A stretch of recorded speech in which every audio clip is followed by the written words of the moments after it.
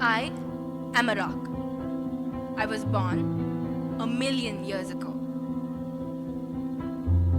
I am a product of nature's miracles. The sun's heat, the wind's force, and the rain's impact separated me from my family, weathering and accumulating for years that have gone by and for years yet to come. Often ignored, yet very vital, my journey never ends. My beginning is my end, and my end a new beginning. I am a rock.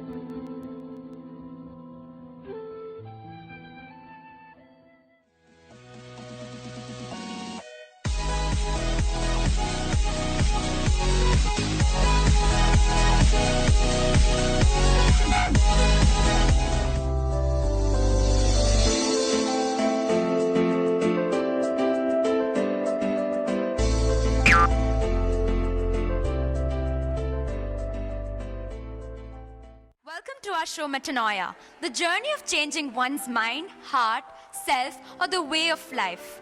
We've planned several fascinating things for you today. After a little less than 30 minutes, you'll know exactly what we're talking about. The topic for this week is how I see science and what science means to you. When you come to think of our life in this very universe, science is something that is all around us. It is what our lives are based on. My head starts hurting when I think of all the logic that science is built upon and its endless possibilities. Before I start to bore you, we have a short clip on what science means to different people. We went around asking people what science meant to them, and this was the received response.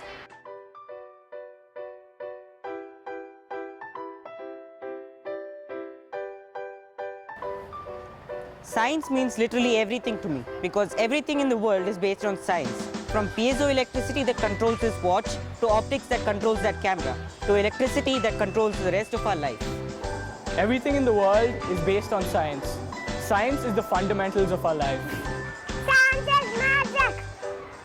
Science is just another subject to me.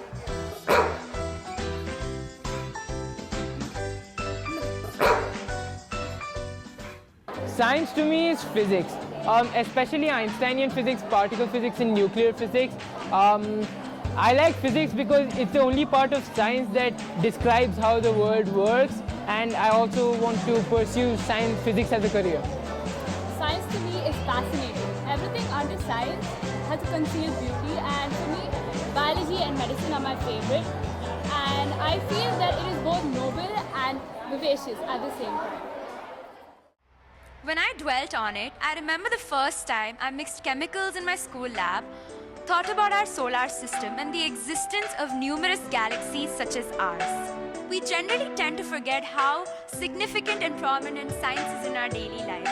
From using our phones to driving our cars and swimming in a pool, science is used everywhere. All subjects change, however, science remains constant among them. And now we have a movie on the presence and impact of science in our daily life. Science. Science is everything, everywhere and every being. It is the reason we know the world as it is today. Without it, no one knows where we'd be right now. It is an inevitable entity that we fail to take notice of in our daily lives.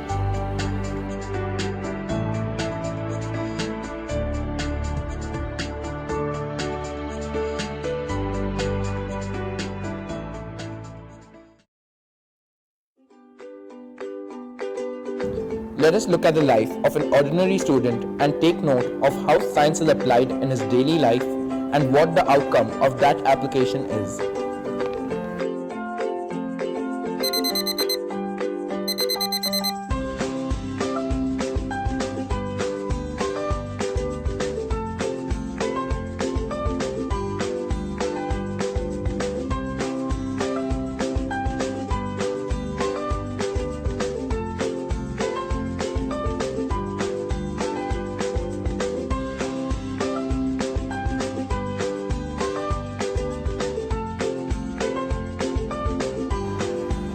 Like I said earlier, science is everywhere we look. The first thing we do in the morning is brush our teeth. This requires a toothbrush made of plastic, which is any synthetic or semi-synthetic organic solids that are moldable. Plastics are typically organic polymers of high molecular mass, but they often contain other substances. Sounds complicated? It is. Plastic is just one of the many miracles of science. Let's talk about toothpaste.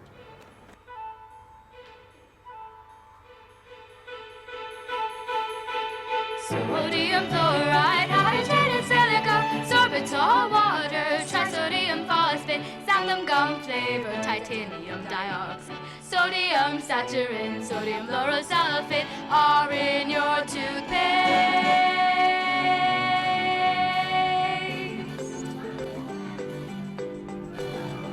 Yes, toothpaste contains these chemicals and they promote oral hygiene. It serves as an abrasive that aids in removing the dental plaque and food from the teeth, suppressing halitosis, and delivers active ingredients to help prevent tooth and gum disease.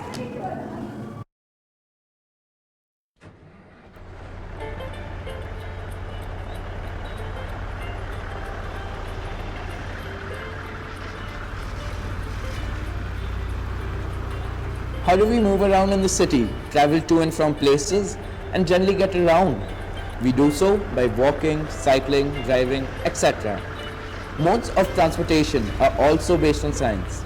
In the case of this bus, a diesel engine is used. In a diesel engine, the fuel is sprayed into the combustion cylinders through the fuel injectors. In the third stroke of the combustion cycle, after the air in each chamber has been placed under such great pressure that it ignites the diesel spontaneously. First, you start the ignition. Second, the air filters take in air from outside and send it into the cylinders through valves. Then, the fuel is sent to the injector before it is sprayed in the cylinder. Next, the air ignites and causes the piston to go down, which turns the crankshaft, and then the power is sent to the wheels. That's basically how an engine starts, and we are barely scraping the surface here. The next time you put your car key in the ignition, remember this.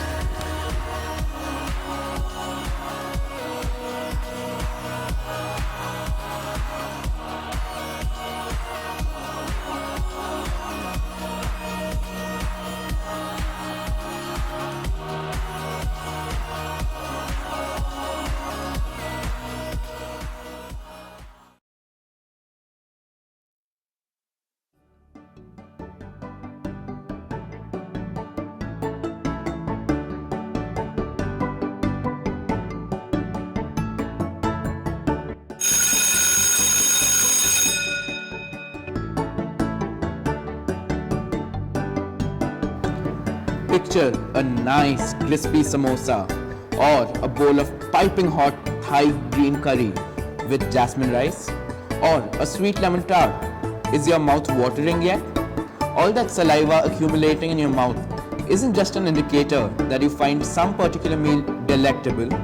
It is also an important step in the digestion of such delicious food. Digestion begins as soon as you shovel a spoonful of food into your mouth and masticate. Your mouth secretes up to 1.69 liters of saliva every day. This saliva softens your food and also contains enzymes that help to break down the food before it reaches your stomach. Most of us don't know why we get hungry. When our stomach is empty, its inner lining releases this feisty little chemical called ghrelin. When your stomach is growling, it's this ghrelin that's sending desperate messages that you need more food. Ghrelin makes you want to eat. It is known as the hunger hormone.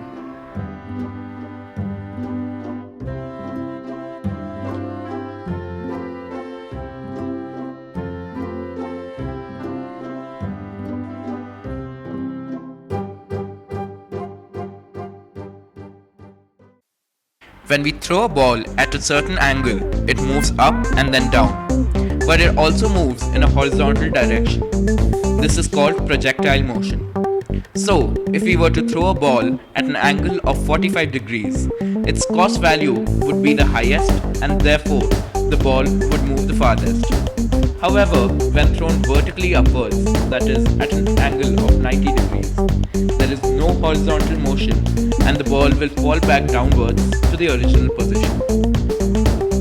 Do you feel happy and exhilarated after exercising? Studies show that people who exercise regularly benefit with a positive boost in mood and lower rates of depression.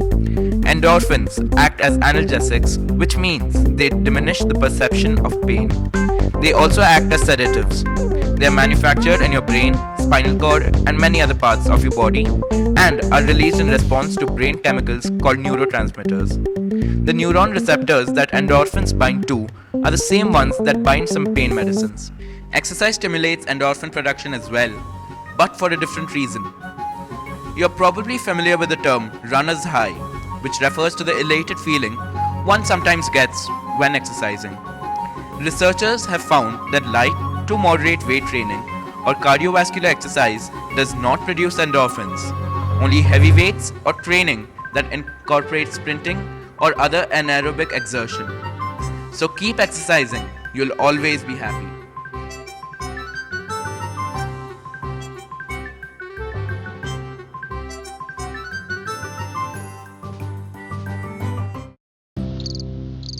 We all need to sleep to maintain a healthy body. But why do we fall asleep in the first place? Scientists know we need to sleep, but they don't know exactly why, and they've been pretty clueless about how the brain decides when to sleep. Some of the mystery has been put to rest. A new study of mice finds that brain cells called astrocytes fuel the urge to sleep by releasing adenosine, a chemical known to have sleep-inducing effects that can be inhibited by caffeine.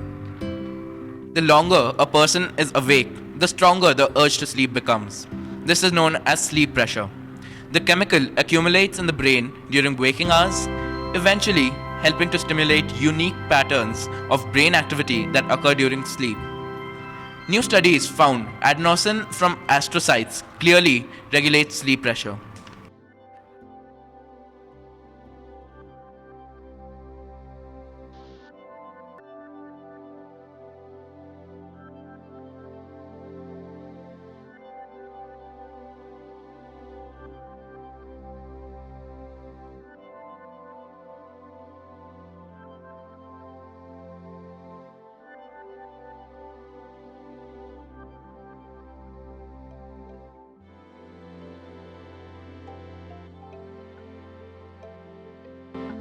When we think about science, we often think about inventions, gadgets, space, chemicals, etc.